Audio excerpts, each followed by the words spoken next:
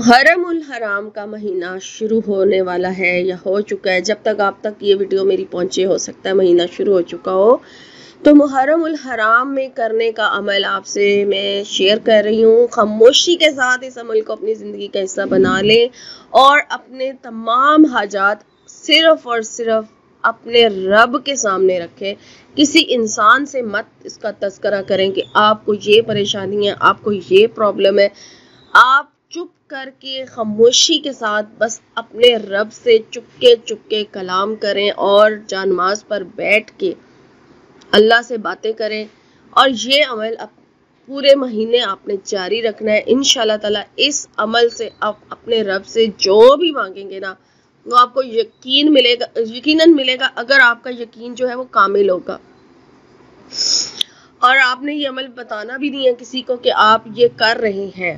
ٹھیک ہے, آپ نے ذکر نہیں کرنا کہ آپ یہ عمل جو ہے وہ کر رہے ہیں اور آپ نے خاموشی کے ساتھ بس. اور اتنا آسان عمل ہے, اللہ تعالیٰ کی صرف 2 ناموں کا عمل ہے اور یہ بہت زیادہ گارنٹیڈ عمل ہے. آپ کو کوئی بھی مسئلہ ہے, آپ کی محبت کے حوالے سے اگر کوئی مسئلہ ہے یا آپ کے رزق کے حوالے سے کوئی مسئلہ ہے یا ویسے کوئی آپ کی حاجت ہے تو آپ نے یہ عمل کرنا ہے. ٹھیک ہے, اپنی بے شمار دعائیں اپنے رب سے مانگیں لیکن اپنے رب سے کلام کیا کریں, اس سے باتیں کیا کریں خاموشی کے ساتھ روتے ہوئے.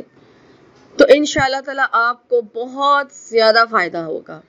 ٹھیک ہے, بہت بابرکت مہینہ ہے, سب واقف ہے محرم الحرام کی اہمیت سے. اور جب آپ اللہ تعالیٰ کا زیادہ سے زیادہ ذکر کریں گے تو اتنا ہی اللہ تعالیٰ آپ کو اپنے قریب کرے گا. اور اس مہینے میں ایک اور چیز بھی آپ نے کرنی ہے کہ جو لوگ نہیں پڑھتے درود شریف وہ ورد بنا لیں, ہر وقت اپنی زبان پہ درود شریف رکھیں.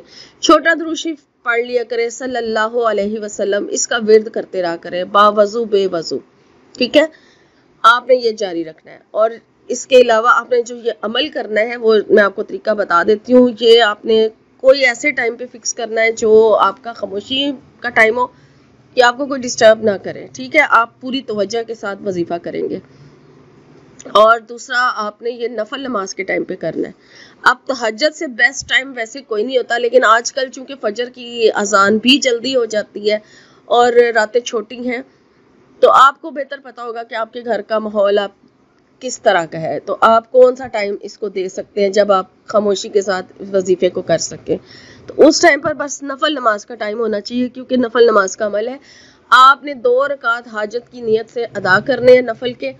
اور پہلی رکعت میں سورہ فاتحہ کے بعد 3 مرتبہ سورہ اخلاص پڑھنی ہے, اور دوسری رکعت میں بھی سیم اسی طرح سے آپ نے 2 رکعت نفل یعنی دوسری رکعت میں بھی آپ نے 3 مرتبہ سورہ اخلاص پڑھنی ہے سورہ فاتحہ کے بعد. اور پھر جب آپ سلام پھیر لیں, سلام پھیرنے کے بعد پھر آپ تسبیح پڑھیں درود شریف کی.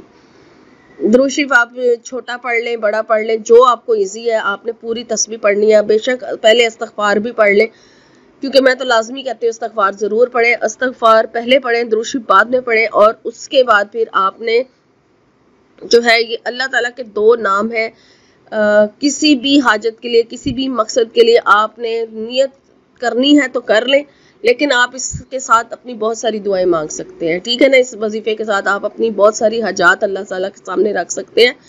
آپ نے اللہ تعالیٰ کے 2 نام یا ودود ہو یا وہاب ہو, یہ 2 نام اللہ کے ملا کے تسبیح کے ایک دانے پڑھنے ہیں. اور اس طرح سے آپ نے ان کی تعداد جو ہے وہ 141 مرتبہ ہے, یعنی 141 آپ نے یہ پڑھنے ہیں.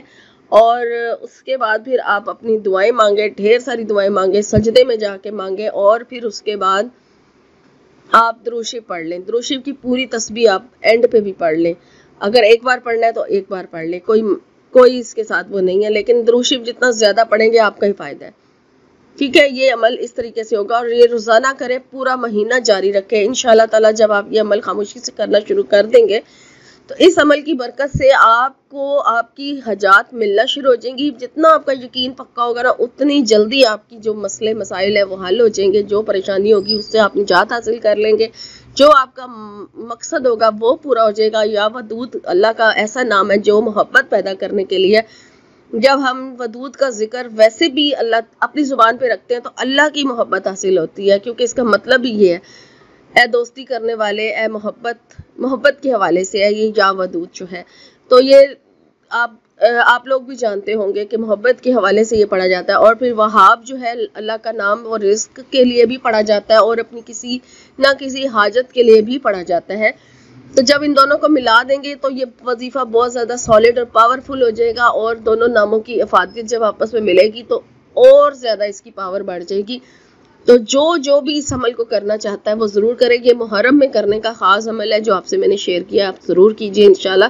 میری دعا ہے کہ اللہ تعالیٰ آپ جس مقصد کے لیے بھی اس عمل کو کریں، اگر وہ جائز ہے تو اللہ تعالیٰ آپ کو ضرور عطا کرے، آمین۔